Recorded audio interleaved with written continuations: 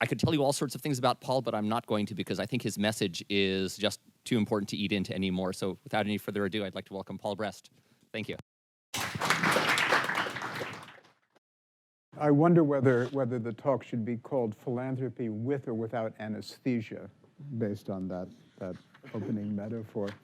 So Hal Harvey is sorry that he couldn't be here with me, my co-author, but it also will allow me to kind of say some things that he might disagree with.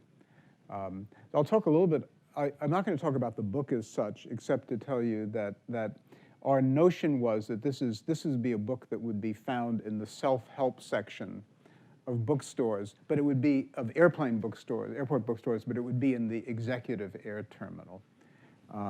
That hasn't yet been realized.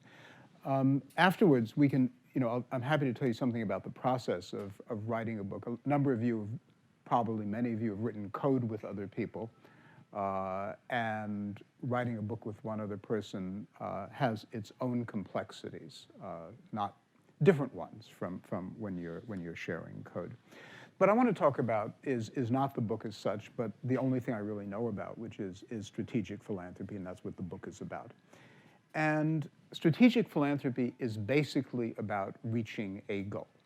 And I'm going to use the metaphor of a destination, probably go further with it than you think makes any sense. But I want to begin by saying strategic philanthropy has nothing to say about what your goals should be. If you think about traveling, you might decide you want to go to Africa to work for the Peace Corps, or go to Mount Everest to climb it, or go across town to see Aunt Sally, or go to a bank to rob it. And those are pre-strategic decisions, right? It's only after you choose the goal that you can figure out the best way to go there. And so too in philanthropy. There are all sorts of possible goals. And what strategic philanthropy doesn't say which goal to choose. It tells you, it's a framework, really, for how to get there best. There's this old saying from the Cunard lines, which used to have, maybe they still have cruises, they used to have great transoceanic service, and it was getting there is half the fun. Well, what's really important about strategic philanthropy is getting there. If it's not fun on the way, then you're probably not going to continue doing it. But the real objective is not the fun of the journey, it's getting there. So I want to talk about what I think are the basic elements. I'll come back a little bit, but it's having a clear goal, having a strategy for achieving the goal. The strategy needs to be based on a sound theory of change, which is the sort of nonprofit term for the theory of how the world works. You need feedback, and you need to talk about risk. So I'm going to begin by talking about some earlier philanthropists. Anybody recognize these guys? Ferdinand and Isabella, right? Ferdinand and Isabella are my philanthropists. And their goal was, you could describe it two ways. One is their goal was to have their grantee get to India, but it was better trade routes to the Far East, more effective. I should say, by the way, that and motives are really not important in understanding strategic philanthropy, but it's interesting to think about their motives. They had some purely unself-interested motives. They were interested in spreading Christianity to the world, but they were obviously interested in their own and their country's welfare, which were probably not distinguishable at that time.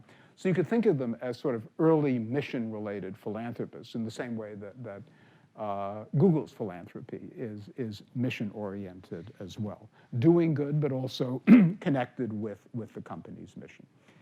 So people's goals can change over time. Indeed, the very process of pursuing a goal may give you some different goals.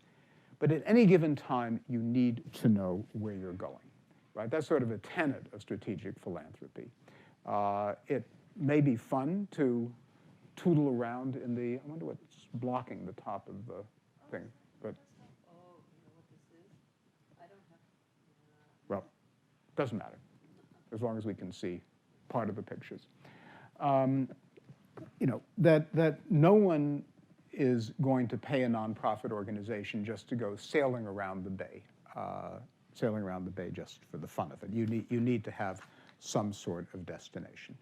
Okay, so before, no philanthropy happens on a blank slate, right? There's always something that has gone before.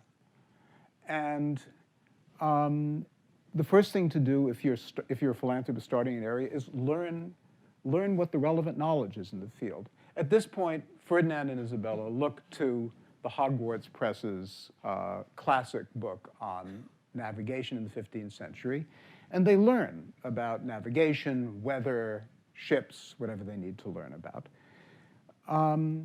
Well, I'm talking about philanthropy that is grant-making philanthropy, and if you're a grant maker, you need to look for a grantee. So maybe what Ferdinand and Isabella had in mind was Horatio Nelson, a great, since I'm playing fast and loose with history, a great leader of a great organization, the British Navy. For better or worse, they ended up with Columbus as their grantee. So you have a goal. You have a general approach at this point. You've done due diligence and you've found your grantee. But you need to have a strategy for achieving your goal. And in this case, the strategy was sail west. Up to this point, trips from Europe to the Indies had taken eastern water routes. They had very often taken perilous overland routes. And here the idea was sail west. A strategy is only as good as the theory that underlies it. Right? So in this case, the theory, which you're all familiar with, is that the Earth is round. And by the late 15th century, most educated Europeans thought that the Earth was round. There were some serious misestimations of just how large it was. But without a theory, as we'll see, it makes sense to engineers for sure, your strategy is not going to work. All right, well, we'll return to Columbus, but let's talk about philanthropy. So in some ways, I'm just giving you, a short list of thousands of possible philanthropic goals. These are goals that people are actually pursuing. So reducing meth abuse in Montana, preventing malaria in Africa. I put in the two sides of, say, Proposition 8, promoting and opposing gay marriage, to emphasize the point that I said earlier, which is you can be strategic in achieving any goals, and you can be strategic on opposite sides of an issue. So there were philanthropies, individual philanthropists, and at least in some foundations, on both sides of Proposition 8. Being strategic doesn't mean you're on the right side. It means you're using your resources as best as possible to achieve your goals, whatever they happen to be. I'm going to use the last of these examples, achieving educational better outcomes for disadvantaged children in Philadelphia, which is a goal that no one would be on the opposite side of, even if that is not your passion. And I'll use that example for some reasons that I will explain. So here's a general goal. Once again, you need to do due diligence. You want to find a good leader of a good institution. And the philanthropists might have looked for a charter school organization school. They might have decided to look for a different place than Philadelphia. But in this case, looked for, found the school superintendent of Philadelphia, a good leader of a good school. I think I've gotten a little bit ahead of myself, because what I'd like you to do is take a minute, and I've given you a handout sheet. And if you have a pen or pencil and willing to use a low-tech device like that, just jot down, and if you don't, just keep it in your mind. What is a goal, whether you have done philanthropy from your checkbook, or have a donor-advised fund, or just are interested in philanthropy, choose a goal that you're really excited about, something that motivates you as a goal for your own philanthropy. It'll take just a second and let you think about that.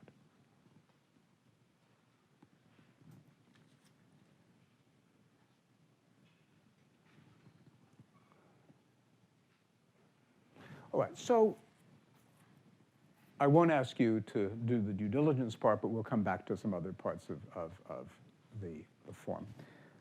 So just as Columbus and his philanthropists had to learn from the field, there's a lot of learning. There's a lot of information out there, anyway, about what might improve the outcomes for disadvantaged kids in Philadelphia.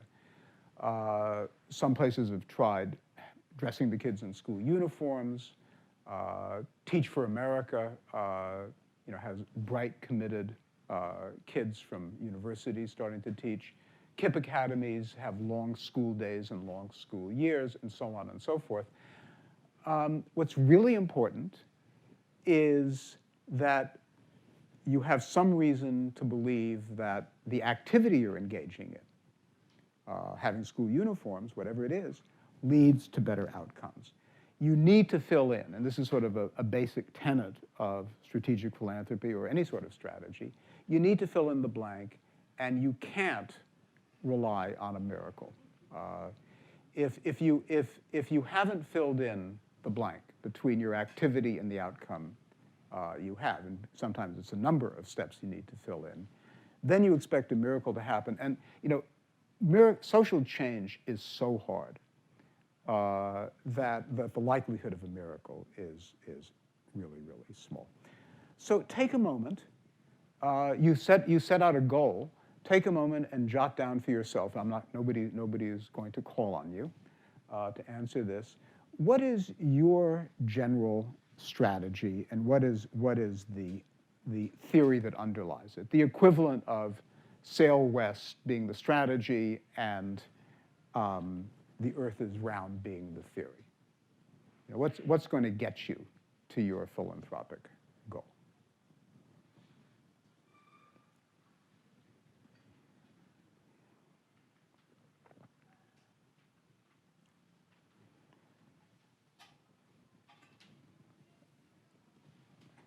So there was an overall strategy that Columbus had, and Ferdinand and Isabella, his philanthropists, but an overall strategy like sail west needs to be implemented, right? It's pretty vague. So what you need next is a plan. I'm sorry, once again, I'm ahead of myself. So the particular strategy we're going to use in this example, by the way, is adaptive learning. And let me tell you what adaptive learning is in the Philadelphia example, then we'll come back to Columbus. Adaptive learning is the idea that the teachers make plans for each student individually. They see how the student is doing. They give the student feedback based on how he's doing. They then change the lesson plan as necessary.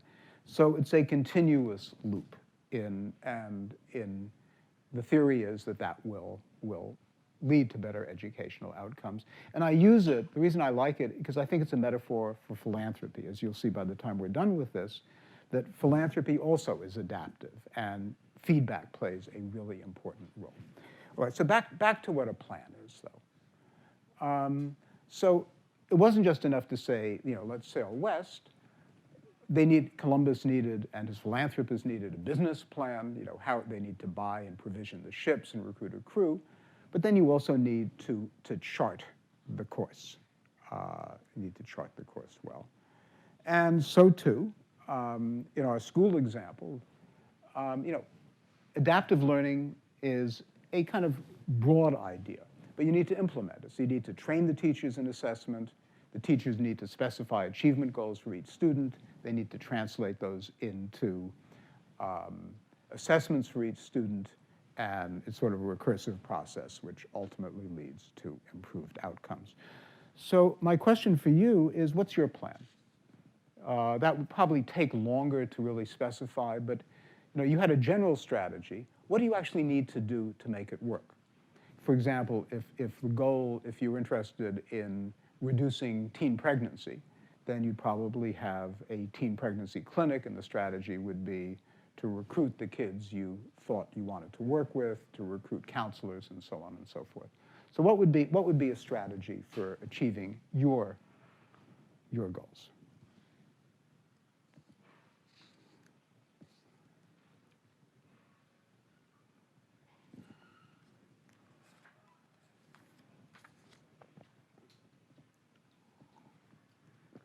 And while I'm not going to call on anybody, it'd be great during the discussion if you can allude to some of your own examples. Okay, something that's really helpful in philanthropy is to have targets, right? So the target for Ferdinand and Isabella and their grantee Columbus was India.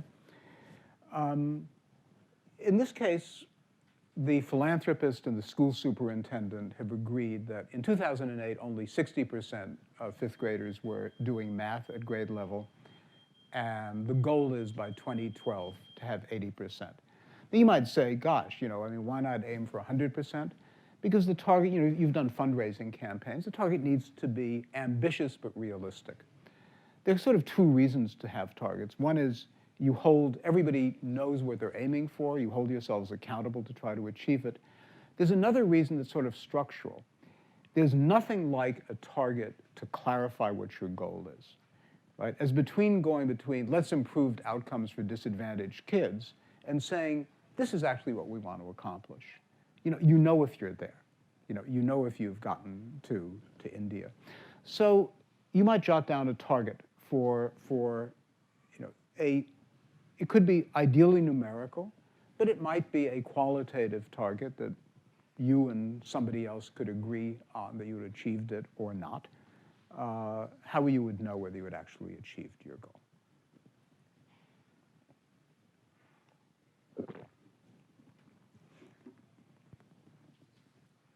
So I now come to kind of one of the weakest parts of philanthropy.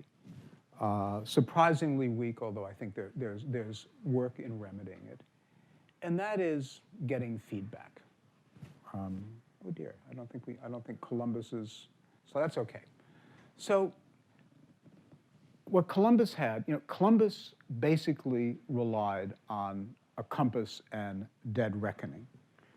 And we were talking before about flying. If you have ever flown a plane or gone in a boat, you can start off with a great compass heading. You can even know what the winds are. But if you don't have some other form of feedback, you're going to be off course very soon. After a while came the sextant and actually the result of a great philanthropic contest, the ship's chronometer, which is a way of keeping track of longitude as latitude. And now my guess is that those of you who drive to work probably have a GPS system in your car. So, I mean, feedback is absolutely essential. Dead reckoning doesn't work with flying and sailing, and it sure doesn't work in social change. So how do you track, in this Philadelphia school example, whether we're on course? Well, we said initially, in order to make this work, teachers need to be trained in assessment. Well, you see whether the teachers show up for training. You may give them little spot quizzes. They need to specify achievement for the targets for the kids. You may rely on self-reporting. You may kind of randomly sit in and see how they're doing. But there are all sorts of ways of assessing whether they're on course. The issue at this point is not whether they achieve the ultimate goal, but are they on course toward achieving it? And a question for you, not surprisingly, is how would you track progress toward your goal? Not whether you had gotten there, not whether you had saved whatever part of the world you're trying to save in your own philanthropy, but how would you know if you're on the way? To go back to my example, if it's a teen pregnancy prevention clinic, and part of it is counseling kids, then if the kids, you need to know whether the kids show up, whether the counselors show up, and whether they're counseling sessions. And you might want to know what actually goes on the counseling sessions.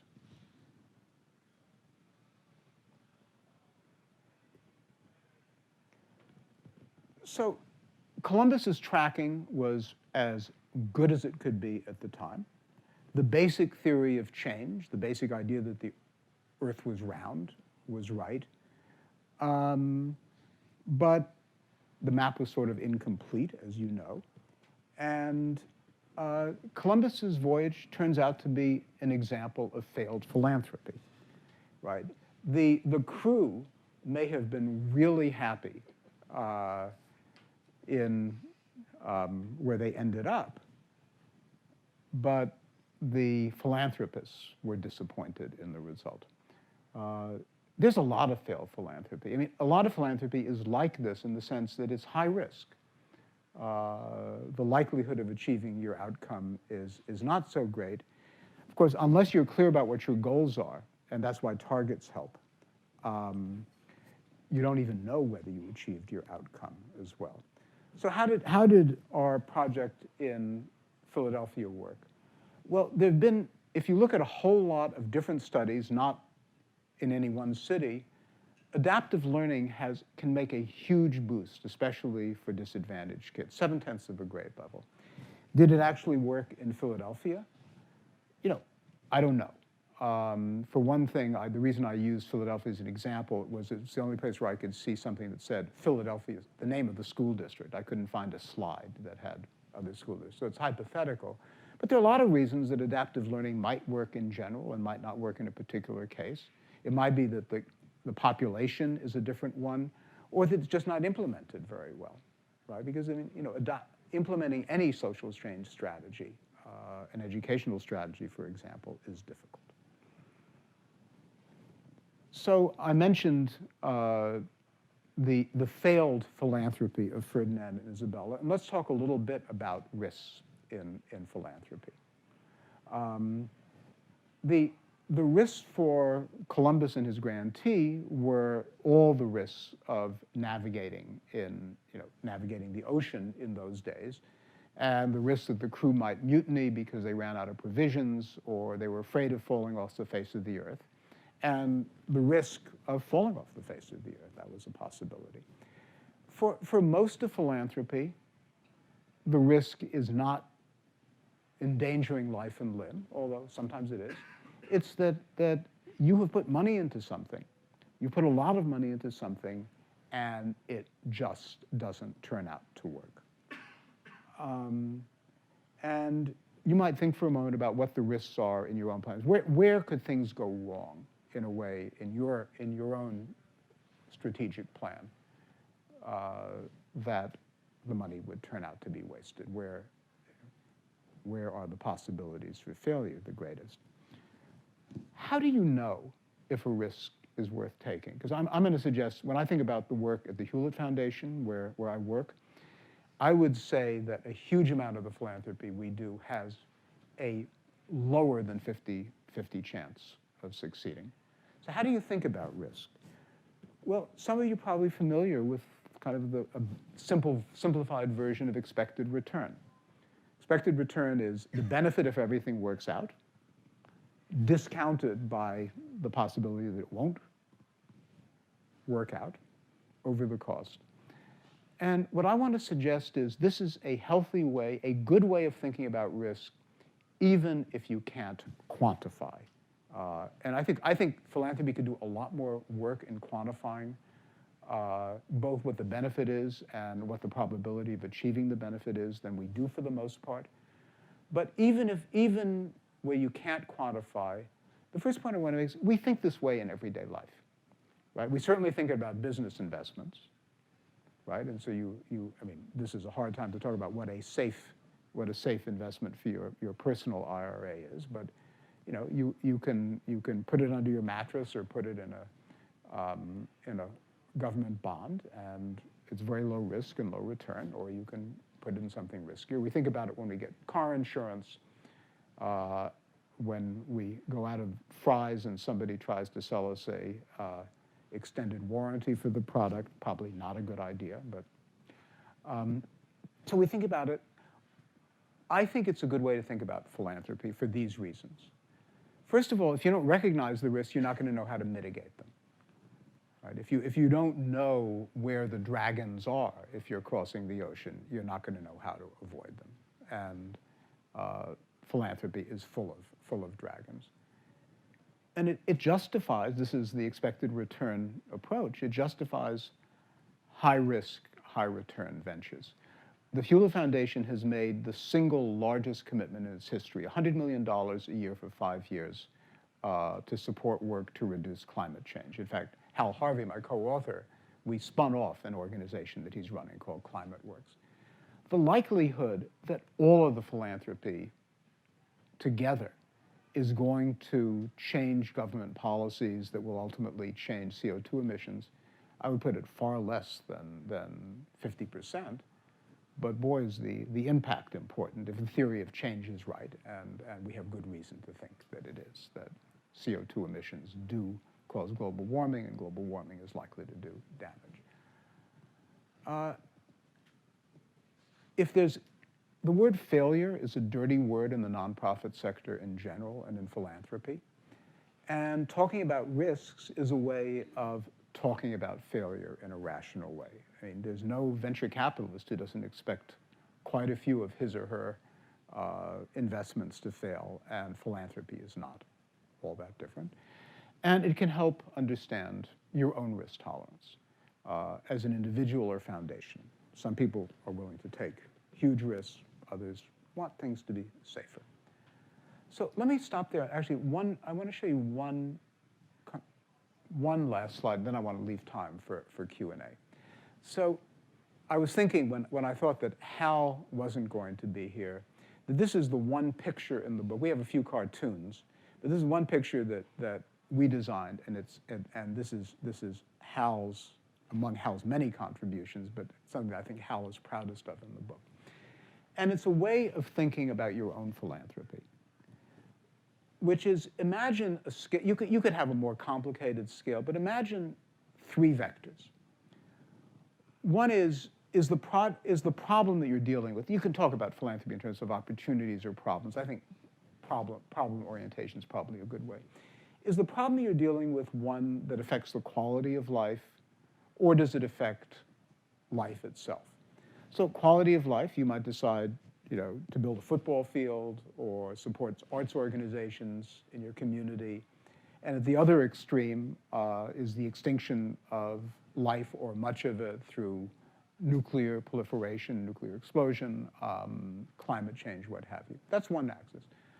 Another one is the problem you're dealing with, the danger, reversible or not? That's the vertical axis. So, air pollution is actually quite easily reversible. You stop the pollution one day and it ends the next. Water pollution is usually reversible. It may take decades to do it. Loss of biodiversity is irreversible unless Google comes up with some great new invention. And then what's the scale of it? And scale can mean lots of different things. One can mean, is it local and kind of tangible? The high school football field, it's local. Or, at the other extreme, is the scale one that is distant and going to affect huge numbers of people who are anonymous to you? Well, you could think of this as the small cube being issues that are local, reversible, quality of life. And then you can imagine some issues, and I think climate change, the dangers of nuclear explosion are on all the scales, they're in the big cube, right? They threaten life itself, they're distant, anonymous, and irreversible. It's maybe a way of thinking, and of course you can have midpoints of any of these, and you can be at one end of the spectrum on one of these vectors and another. I think a lot of people at the beginning of their own philanthropy and I think my own personal philanthropy, as being very much in the small cube. Right? You want things that are local, tangible, your college, your high school, your town, your symphony orchestra. And then some people branch out. Hal has a very clear normative view about this, barely disguised in the book, which is being out in the outer cube, dealing with the big problems is what should be done. And I think for established foundations, that may be right. But my own view is that that the different people need to find their different comfort level. You can deal with the same essential problem on different levels. So why don't I stop there? And it says the end. That's a good place to stop. And let's open it up for conversations. What did I say that you found utterly wrong or annoying and in need of correction, and what are your own thoughts on some of these issues? And if you want to allude to you don't need to, but if you had some thoughts as you jotted down your own thoughts, your own philanthropic strategy, that's fine. So I'm not sure if I can articulate this point clearly, but much of what you said seems to apply in the context of large foundations such as the Hewlett Foundation, where there's a large sum of money that needs to be invested so that you could make significant social change with this. But for those of us who have more modest means, shall we say, the philanthropy we do is unlikely to have a significant impact like this. And so in our own giving, for example, we've often given through intermediaries, whether they be foundations or disaster relief organizations or what have you. So intermediaries that have presumably much more significant means, and you're adding a little to it. How does this idea of strategic philanthropy help for individual contributors with modest means?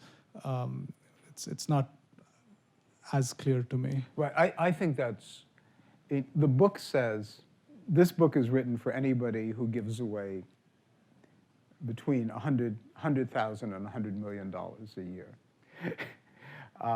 And I think your question is right. How you can't do the kind of due diligence that Ferdinand and Isabella do when you're giving away the amount of money that most of us in this room, myself included, do for our personal accounts. What aspects of strategy work? Well, one is being clear about your goals. You know, for example, you know, what do you expect before you look for the organizations? If you're doing disaster relief or trying to reduce malaria in Africa, what are you trying to accomplish? And then, even though you can't do deep due diligence because you don't have time for it, there are ways of finding out whether the organizations that you're supporting are achieving those goals. I think that personal philanthropy and most of the nonprofit sector are stuck in a unfortunate cycle where the organizations provide very little information about what they're actually accomplishing. I mean, you can get glossy brochures, and you may get the same glossy brochure 5 times a year in the mail. But does it say, what is the organization's goals? What are its strategies for accomplishing them? And how well is it doing? Are they on course? Are they achieving some of their targets? So the organizations don't provide that. And individual philanthropists, most of us, don't ask for it. And I wonder why we don't ask for it. I think sometimes we don't ask for it because we think that it's not available. But of course, it may not be available because we don't ask for it. I think the key to this, and I think even right now, my guess is if you think about your own philanthropy, all of us in this room, we could be more demanding of information for the organizations and then decide, you know, this organization really looks like it's doing a good job. At least they have a theory of change. At least they have a strategy where some others don't. I think the key to this ultimately lies in web-based devices. There are a few interesting experiments where organizations, the Greater Kansas City Community Foundation has a website for all of its donors. And an organization that wants to be listed on the website has to at least have the elements of what we've talked about. They have to say what their goals are, how they would know, what their targets are, how they would know if they were achieving it, and how did they do last year. And you only get listed if you have that. Well, Kansas City donors are becoming better informed and I think more demanding. So what used to be everybody being stuck, you can think of as rising possibilities. So I think that for the individual philanthropist is what you can do even without giving away $100,000 a year. So trying to brainstorm just a bit on this last point, there are all of these charity rating organizations. I'm blanking on the names of all of them, but that basically say how efficient they are in X, Y, and Z. Would it be a useful exercise to figure out if you could convince one of these or one or more of these organizations to add additional criteria so that in order to be rated, you know, you get your 4-star rating, but you also have to have your theory of change listed in one of these organizations. trying to figure out if there's anything individuals or an organization could do to prod these charity rating organizations to do that. Well, that's something which we actually have a small, as you know, we have a small program in philanthropy at the foundation, and this is probably the central thing we're working on. There is a rating organization which at the moment I think does more harm than good, called Charity Navigator. And it just presents the financials. So how much, what are your administrative costs? What are your fundraising costs? And it just looks at what it can get off the internal revenue return, the internal revenue return. Well, looking only at the financials would be looking, and only at costs mainly, would be looking at one half of the balance sheet as a business, and never saying, well, what are you doing that's making any difference? You can be an organization with very low costs and be doing zero in terms of whatever your philanthropic outcomes are, or an organization with fairly high costs and just having terrific impact.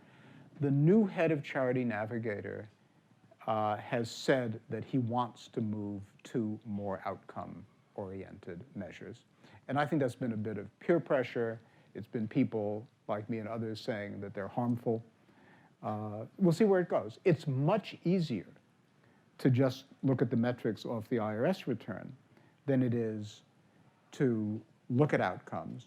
And the nonprofit sector, I mean, you think strategic philanthropy, you could put strategic anything. I mean, strategy, whether it's business, philanthropy, public policy. But a lot of the sector doesn't think or doesn't know the concepts, and not the vocabulary, and the basic concepts of goal, strategy, feedback, and the like. And it's odd, isn't it? Because the same person who's running a nonprofit organization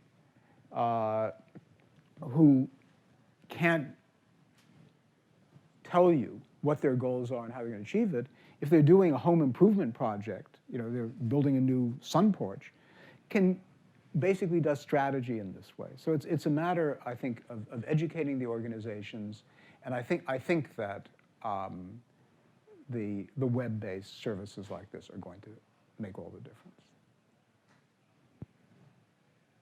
Yes.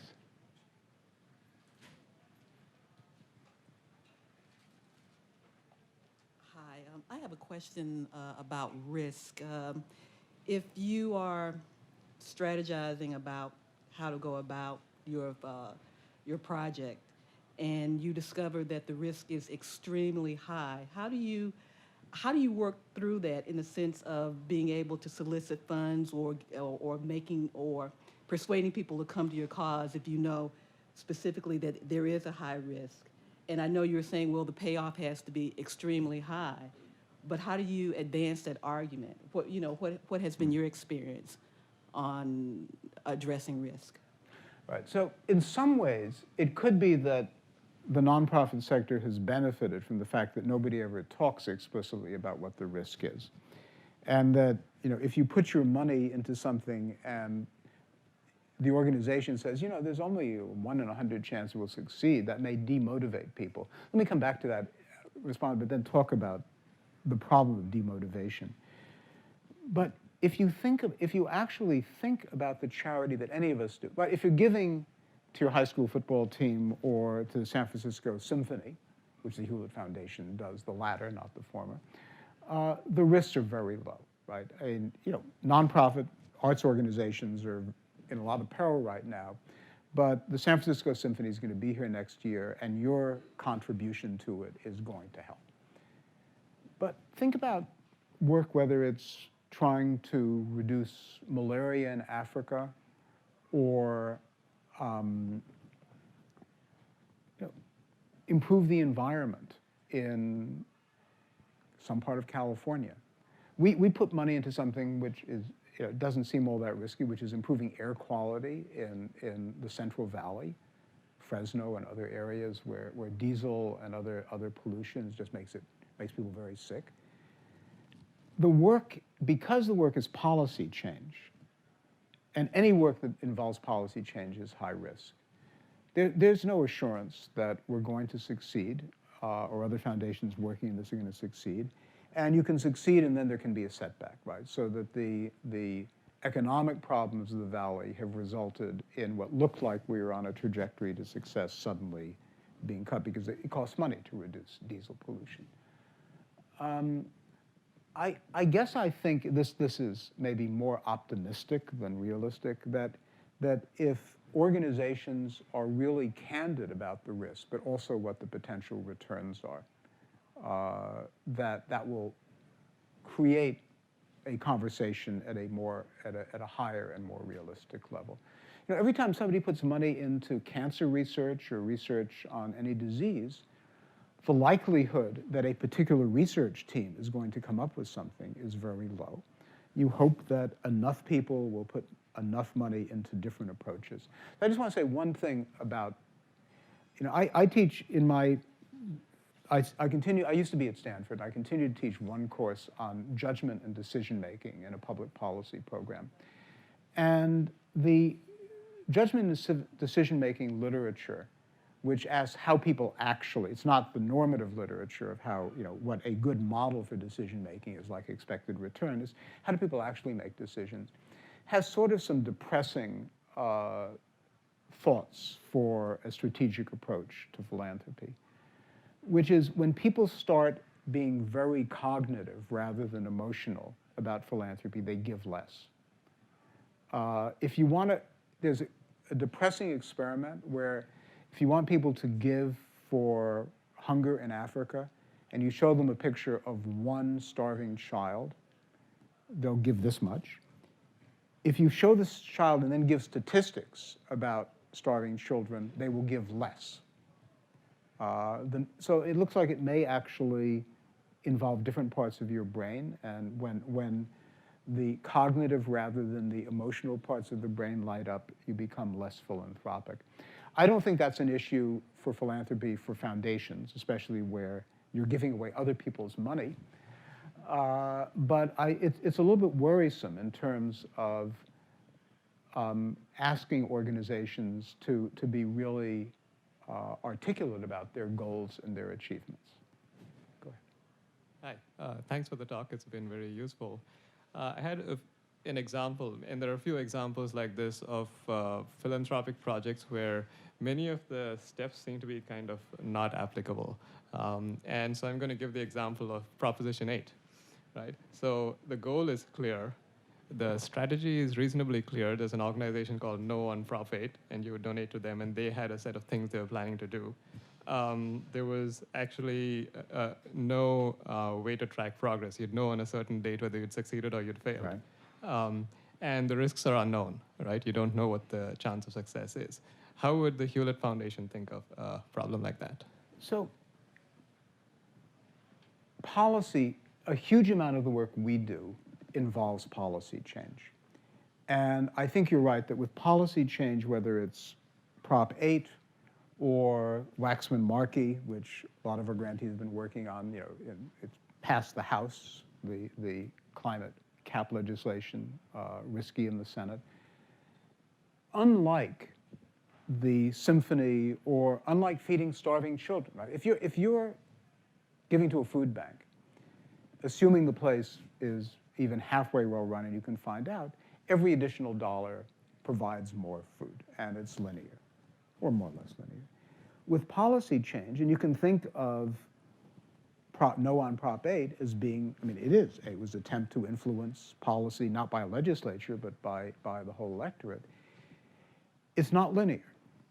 So you can, you know, sometimes it's all or nothing, and you're going on this level, and you either win or lose. I think that grantee organizations can be more or less smart about that. Now, again, this goes back to the question of how much individual due diligence you can do. We ended up supporting the ACLU on this issue, and other foundations we know supported other organizations based on their track record. That is, how smart are they about advocacy? Are they just, you know, so with respect to advocacy, you want to ask, if you have the time, you know, who are you, you know, what is your strategy? Who are you trying to reach? What voters are you trying to reach? How are you doing it?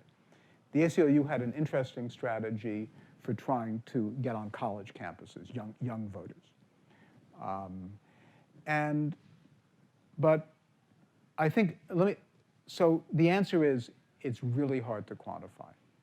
And Prop 8, sort of whichever side you were on, you may have thought it was so important that no matter what the risks are, it was worth doing it.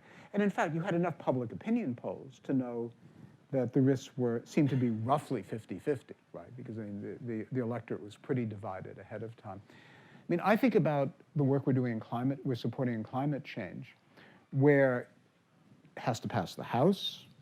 There's also, I mean, the bill has already been watered down in ways that some environmental advocates think they'd rather not see it pass. I think that's wrong. Ex ante, the probability of passing the House seemed, lower than 50%. The probability of passing the Senate seemed and now seems pretty low. And of course, for those of you, probably everybody in this room who knows how to do probabilities, you have to multiply it, right? So if there's a 40% chance of it passing the House and a 40% chance of passing the Senate, then the overall chance is pretty low. So you have to decide that it's really important. But policy change requires a significant appetite for risk.